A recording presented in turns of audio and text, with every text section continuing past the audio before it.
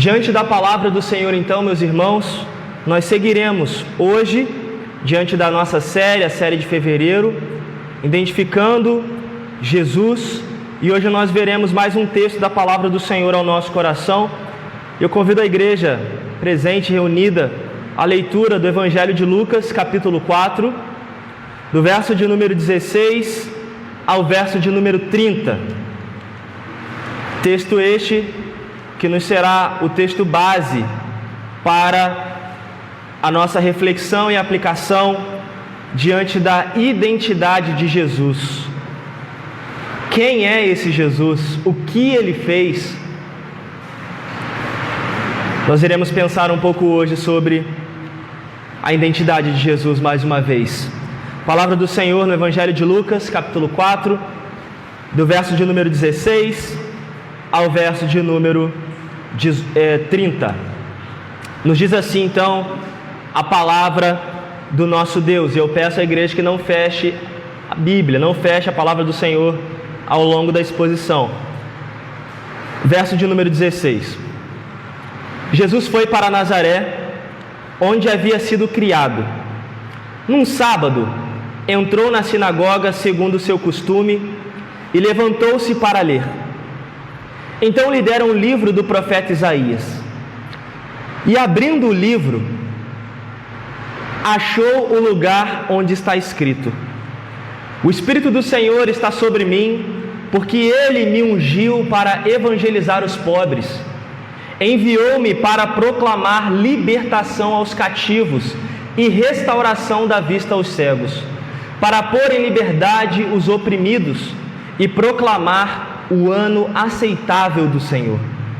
Tendo fechado o livro, Jesus o devolveu ao assistente e sentou-se. Todos na sinagoga tinham os olhos fixos nele. Então Jesus começou a dizer: Hoje se cumpriu a escritura que vocês acabam de ouvir. Todos davam testemunho dele e se maravilhavam das palavras cheias de graça que lhe saía dos lábios e perguntavam: Não é este o filho de José? Então Jesus disse: Sem dúvida, vocês citarão para mim o provérbio: Médico, cure-se a si mesmo. Dirão: Tudo o que ouvimos que você fez em Cafarnaum, faça-o também aqui na sua terra. E Jesus prosseguiu: De fato, afirmo a vocês que nenhum profeta é bem recebido na sua própria terra.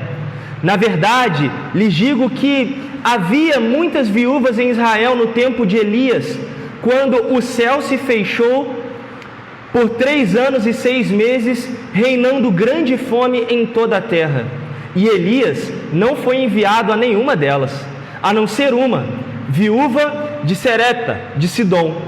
Havia também muitos leprosos em Israel nos dias do profeta Eliseu, e nenhum deles foi purificado, a não ser Naamã, o sírio. Todos na sinagoga, ouvindo estas coisas, se encheram de ira.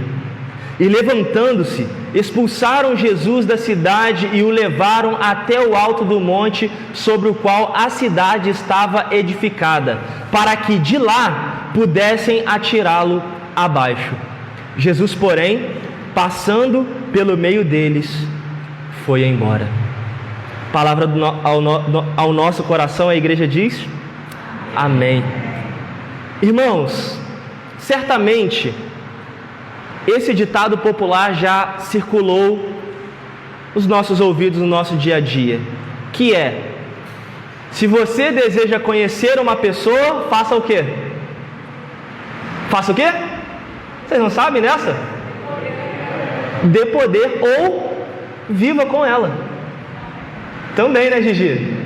Se você deseja conhecer uma pessoa, viva com ela.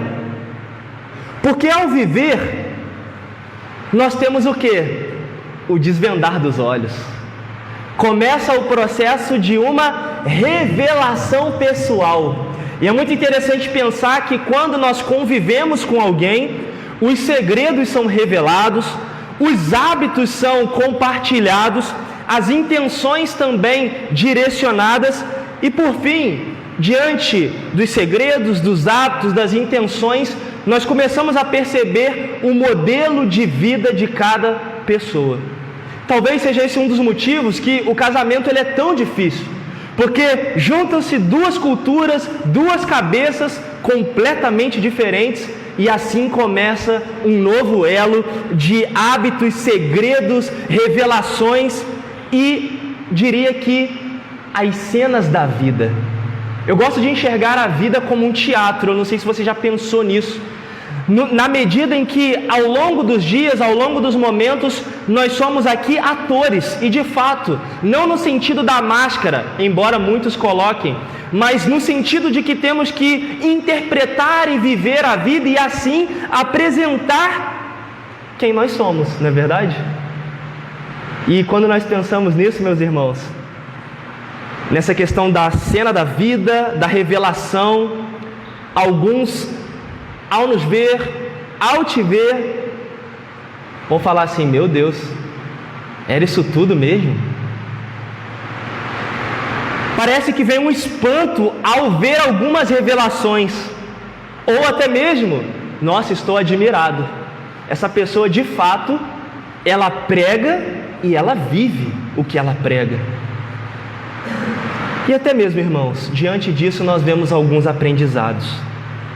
E quando nós olhamos então para a vida de Jesus, nós entendemos também que Ele se manifestou e se revelou diante do seu tempo. E sem dúvidas, uma das crises mais pertinentes do nosso tempo é que a nossa geração ela não está muito em busca do Jesus bíblico, verdadeiro, que se autoproclamou, mas as pessoas buscam formatar um Jesus e conferir a Ele uma identidade que muitas das vezes não foi a identidade que Ele deixou.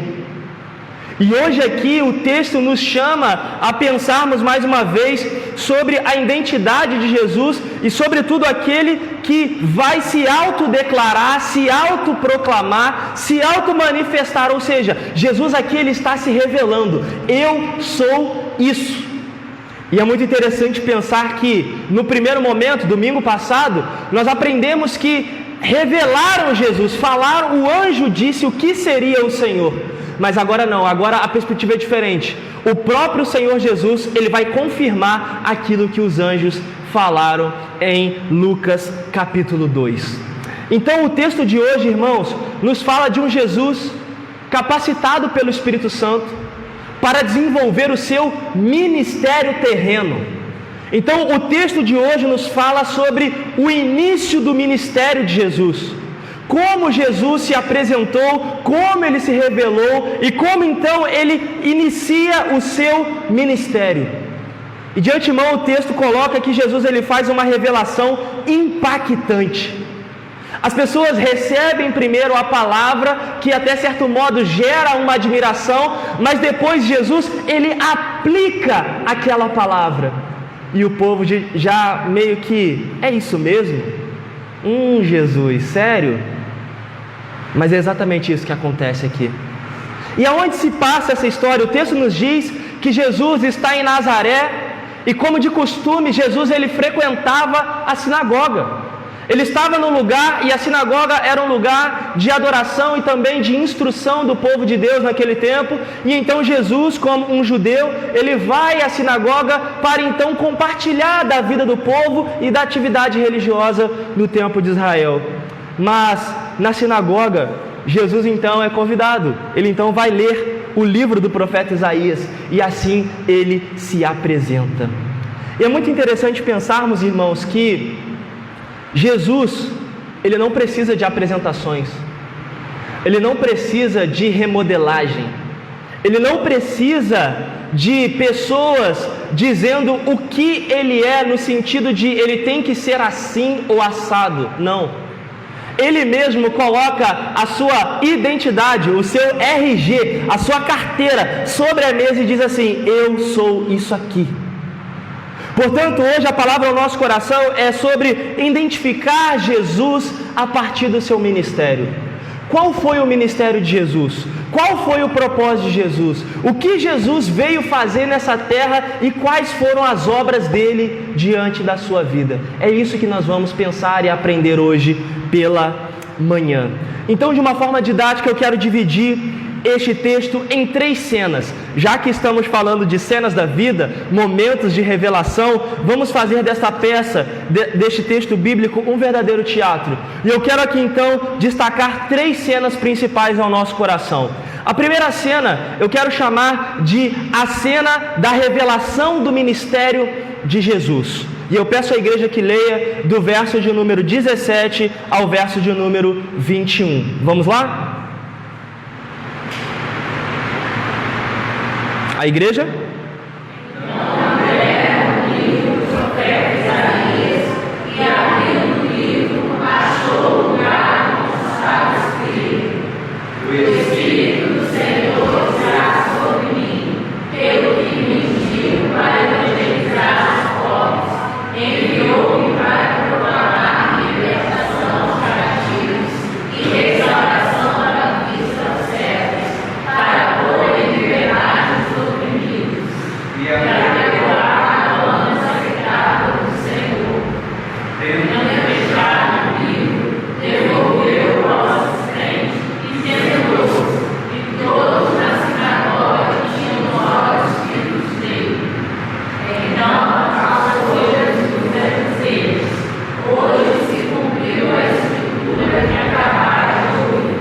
Perfeito.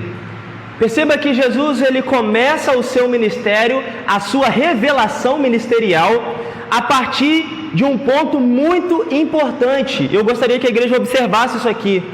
O Espírito do Senhor está sobre mim. Perceba que Jesus, ele desenvolveu a sua dinâmica ministerial capacitado pelo poder do Espírito Santo. Perceba, capítulo 4, verso 1. Jesus, cheio do Espírito Santo, ele então é levado ao deserto para ter aquele embate com Satanás. Verso de número 14. Jesus, no poder do Espírito Santo, voltou a Galiléia. Jesus de novo sob a capacitação do Espírito Santo. Verso de número 18. O Espírito do Senhor está sobre mim. Perceba que mediante a capacitação do Espírito Santo, o Senhor Jesus então, ele se autoproclama como o Messias de Deus. Perceba que nós, no mês de janeiro, trabalhamos a ideia de Isaías 40, aonde o Senhor envia o seu servo, e ele está aqui se autoproclamando agora. É interessante pensar, irmãos, que este Messias, ele se revela e ele aqui destaca algumas características do seu ministério. É muito interessante pensar sobre isso. A primeira, o texto nos diz que Jesus então, ele está aqui, ele veio ao mundo para evangelizar os pobres.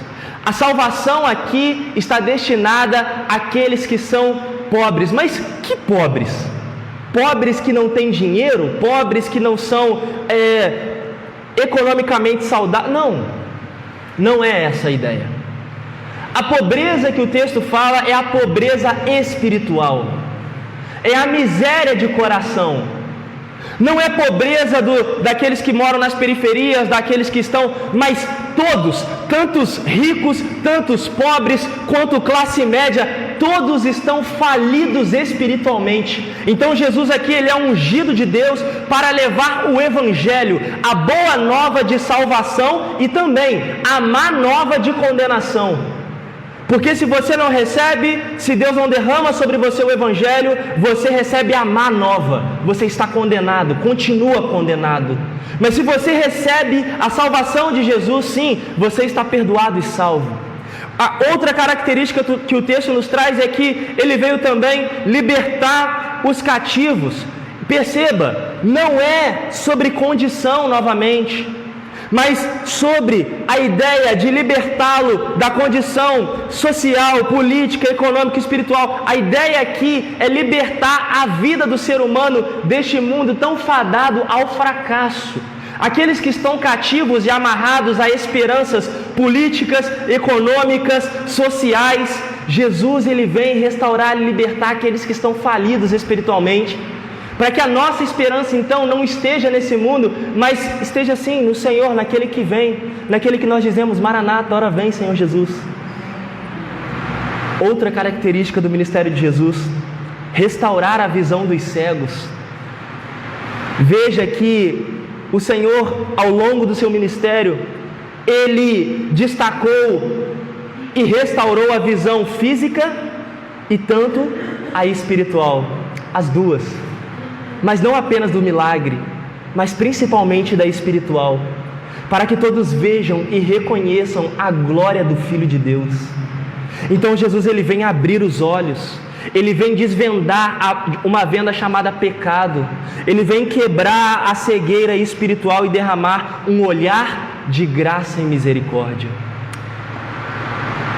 Outra característica do ministério de Jesus, Ele vem libertar os oprimidos.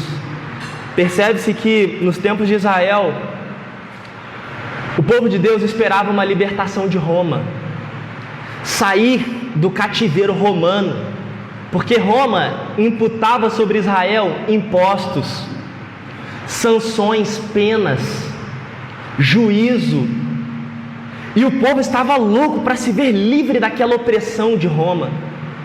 Mas Jesus não vem libertar Israel de Roma, Ele não vem destronar César, muito pelo contrário.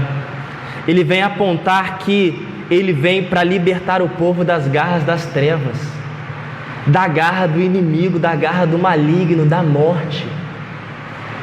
Irmãos, nós temos que entender que as nossas esperanças não estão neste mundo, está em Jesus, o nosso Salvador. E por fim, a última característica aqui neste texto é que Jesus, Ele vem apregoar ou proclamar o ano aceitável do Senhor. Pastor, o que significa o ano aceitável do Senhor? Jesus está olhando lá para o Antigo Testamento e Ele está levantando a ideia do ano do jubileu. O que era o ano do jubileu para o povo judeu? Era o ano que o povo era chamado a se reunir e assim liberar o perdão, liberar o perdão sobre a dívida, restaurar os faltosos, celebrar diante dessa festa que era o ano do jubileu, o descanso e a paz dado por Deus. Não apenas isso, o ano do jubileu também era uma ocasião alegre, visando libertação, visando provisão. Então, o povo de Deus agora, diante da fala de Jesus na sinagoga, está ouvindo: olha, eu, como Messias de Deus, cheguei para proclamar que o ano aceitável do Senhor chegou, e eu proclamo este ano. Eu estou aqui tocando a trombeta, falando: eu sou o Messias da salvação. O que esse texto tem a nos ensinar, irmãos? Que o ministério de Jesus aponta para a necessidade que nós temos de sermos livres da falência espiritual. A minha proposta ao pregar sobre a identidade de Jesus, meus queridos, não é simplesmente para combater as falácias do nosso tempo, desse Jesus coach, desse Jesus da cultura pop, que está fazendo tudo bonito, brilhoso. Não apenas isso, mas para revelar de fato a nossa maior necessidade: sermos restaurados da nossa falência espiritual. Jesus, ao ler este texto na sinagoga, Ele está apontando para a vida que está por meio dele. E hoje nós podemos olhar diante do nosso tempo o quanto a nossa geração ainda continua falida espiritualmente, morta e entregue nos seus delitos e pecados. E enquanto essa vida de Jesus não pairar sobre eles, eles continuarão entregues aos seus delitos e pecados. Pastor, dá um exemplo disso. O que nós estamos vivendo hoje, irmãos? Domingo, segundo domingo de fevereiro. O que é hoje? Primeiro dia do Senhor, depois do carnaval. Perfeito, isso mesmo, correto. Nós estamos no carnaval. A igreja, ela não é um ponto isolado da sociedade. Não significa porque aqui é o dia do Senhor que nós não estamos vivendo essa festa, não vivendo de praticar, mas de olhar, e até alguns irmãos aqui passar no meio para chegar em casa, não é verdade? Portanto, perceba o que é o carnaval.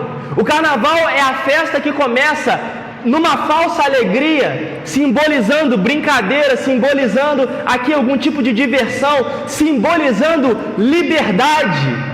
Mas como nós aprendemos aqui, a nossa liberdade ela está em Cristo, porque Ele nos deu vida.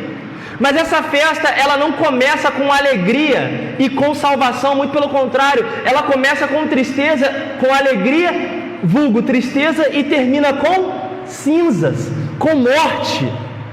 Então a carne está entregue à morte. Então nós temos que entender, irmãos, que enquanto a luz de Cristo não pairar em nossas vidas, nós seremos entregues à morte. Mas quando olhamos para Jesus, o que nós percebemos? O ano do jubileu, o ano da paz, o ano da alegria, o ano do descanso. Porque eu não estou mais cativo, eu não estou mais entregue nos meus pecados, eu não estou vivendo mais para a carne, mas agora eu vivo para a glória de Deus, porque o Espírito do Senhor me capacita para viver para a glória de Deus. Entenda a diferença. O ministério de Jesus, então, ele nos orienta para o livramento da nossa falência espiritual. Portanto, se estamos em Cristo, estamos libertos do pecado e agora temos vida em Jesus Cristo. Amém? Seguindo, a segunda cena nos fala sobre um ministério de choque. Então, a primeira cena, Jesus revela o seu ministério. A segunda cena, então, Jesus ele nos dá aqui uma cena de choque. E o que acontece, então? Eu peço à igreja que leia, do verso 22 ao 27. Todos lhe davam testemunhos e se maravilhavam das palavras de graça que saíam dos lábios, e perguntavam: não é este o filho de José? Disse Jesus: sem dúvida, sabeis deste profeta, médico, cura de enfermos, tudo que ouviu faz também na sua terra, e você viu, de fato, o desafio que nenhum profeta é recebido na sua própria terra. Na verdade, vos digo que muitas viúvas havia em Israel no de Elias, quando o céu se fechou 3 anos e 6 meses, reinando grande fome em toda a terra. E a nenhuma delas veio desenhar, senão a uma viúva descarrega desse fome. Havia também muitos leprosos em Israel, nos dias do profeta Eliseu, e nenhum deles foi purificado, senão Naamã esquecido. Então, no primeiro momento, o povo aqui, ao receber as palavras de Jesus, ao ler o livro do profeta Isaías, o povo ficou maravilhado com as palavras de Jesus. O povo simplesmente olhou para Jesus e aqui, imaginando a cena, o momento, uau, de fato, que brilhante, cremos nisso também. O povo ficou então entusiasmado com o processo em que Jesus estava e a sua revelação, mas o mesmo não esperava uma aplicação tão chocante ao seu coração. O texto nos fala que Jesus aqui, ele cita alguns profetas. Ele fala: nenhum profeta é bem visto em sua terra, e ele cita 2, que no tempo de Israel muito preciosos: Elias e Eliseu. Conhecemos, sabemos a história. E no primeiro momento o Senhor vem apontar que Elias, num tempo de grande adversidade do Senhor sobre a vida do povo de Israel no Antigo Testamento, ele não socorreu as viúvas de Israel, muito pelo contrário, ele socorre uma viúva que não fazia parte do povo de Israel. No segundo momento, Eliseu, ele, diante de um povo que estava com lepra, muitos ali estavam vivendo um momento de lepra, eles não curou as pessoas da sua casa, não curou as pessoas de Israel, muito pelo contrário. Elias também curou, Eliseu também curou um leproso que não fazia parte da história de Israel. Interessante pensar que Jesus, ele amplia a sua salvação. Israel tinha uma compreensão de que a salvação pertencia aos judeus. O meu mundinho, lembra o que eu disse na introdução? Se você deseja conhecer alguém, viva com ela. Quando Jesus começa o relacionamento dele com Israel, olha, é o início, hein? É o início. Diria que cartão de visita. As coisas já começam a conflitar. O que Jesus está fazendo aqui? Jesus ele está mostrando para Israel que a salvação de Deus está além dos limites do povo. Jesus está mostrando que o propósito dele é salvar o judeu, mas também o gentio.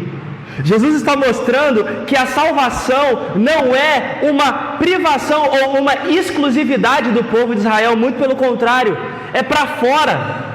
E o povo de Israel via o gentio com um olhar de, não, ele não, ou nariz em pé, não, ele não pode fazer parte dos nossos ritos religiosos. Muito interessante pensar, irmãos, que Jesus ele vem chocar o seu tempo, ele vem trazer uma mensagem de impacto ao seu tempo, dizendo que a salvação é para aqueles que Deus quer dar. Não é uma exclusividade de um povo. E isso deveria também nos levar a pensar sobre algumas situações, porque às vezes lançamos expectativas sobre Jesus e o enquadramos no nosso modelo de vida e não fazemos a ordem inversa. Jesus, o que o Senhor quer que eu viva para ti? Tentaram fazer isso com Jesus, mas Jesus assim os chamou a atenção. Não, para os de fora também. Qual é a aplicação que vem ao nosso coração, irmãos? Que o ministério de Jesus nos chama para fora. É muito interessante pensar como uma igreja, né? Inicialmente a igreja ela começa num grupo familiar, e aí aquele desejo primário é que pessoas sejam alcançadas, pessoas sejam transformadas pelo Evangelho, visando o quê? O crescimento da igreja. E as pessoas vão chegando pela misericórdia de Deus, pelo avanço missionário da igreja. Mas me parece que até certo ponto, quando a igreja chega em um momento, a igreja se fecha. Não, porque aqui tem padrões. Não, porque aqui tem que ser assim. Não, porque... não, ele não, muito diferente, pastor. Parece que a igreja ela vai modelando quem entra e quem não entra. Quem é bonito, quem é feio, quem é estiloso, quem não é.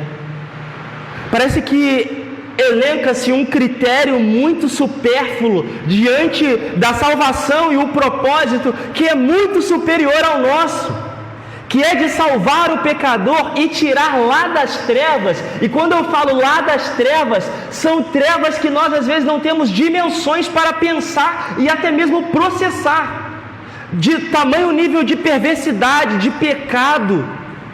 E às vezes parece que nós já estamos tão limpos pela graça e pelo sangue, e creio que sim, que nós olhamos para aquilo e nos torna pavor, não nos lembrando da falência que o Senhor também nos tirou.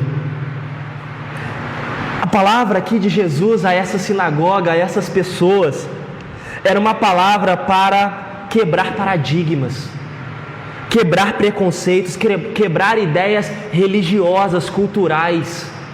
Jesus então, ele vem numa ótica de olhar para fora, olhar para aqueles que estão ali, não apenas o povo, mas aqueles que estão ao redor.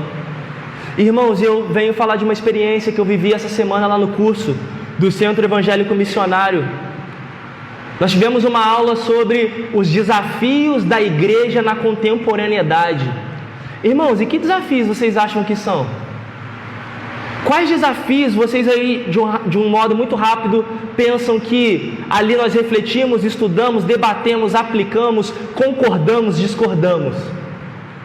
Desafios, irmãos, sérios, envolvendo muitas coisas, com relação, irmãos, a casamentos homoafetivos.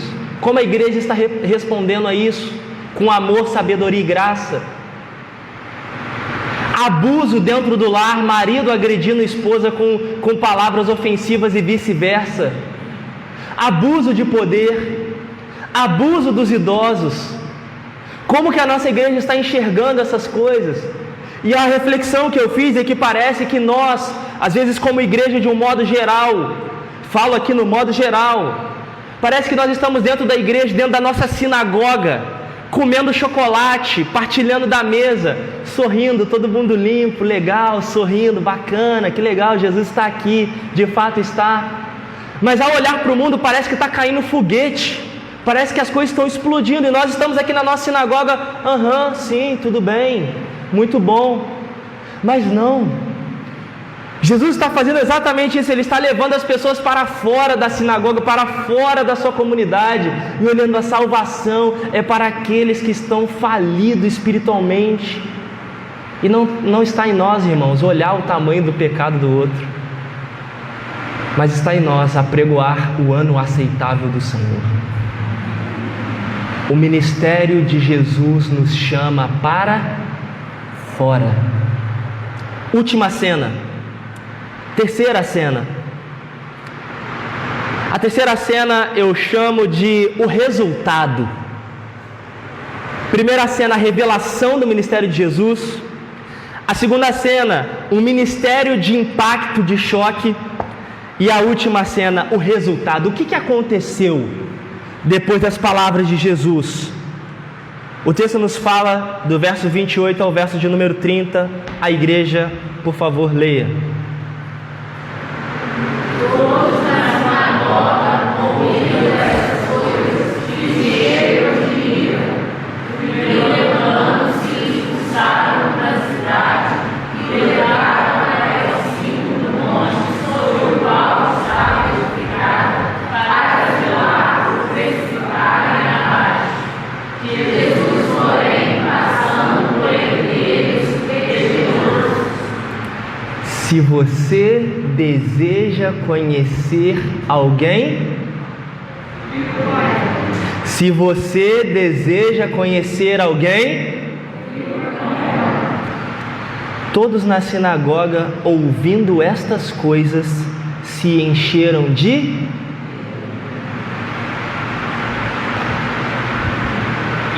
Jesus se revela, se apresenta, e ele assim começa a balançar um pouquinho, a mexer com o ego das pessoas. E obviamente, irmãos, quando nós não estamos centrados no propósito da palavra, quando nós não estamos centrados no propósito de Jesus, o nosso ego começa a mexer aqui, mexer ali. E o que está em voga não é o que Jesus quer, mas o que eu quero. Perceba a diferença, o texto vem nos falar agora que o choque da aplicação das palavras de Jesus gerou uma rejeição naquela sinagoga, no meio daquele povo. De modo que, de fato, o profeta ele não é bem visto na sua casa.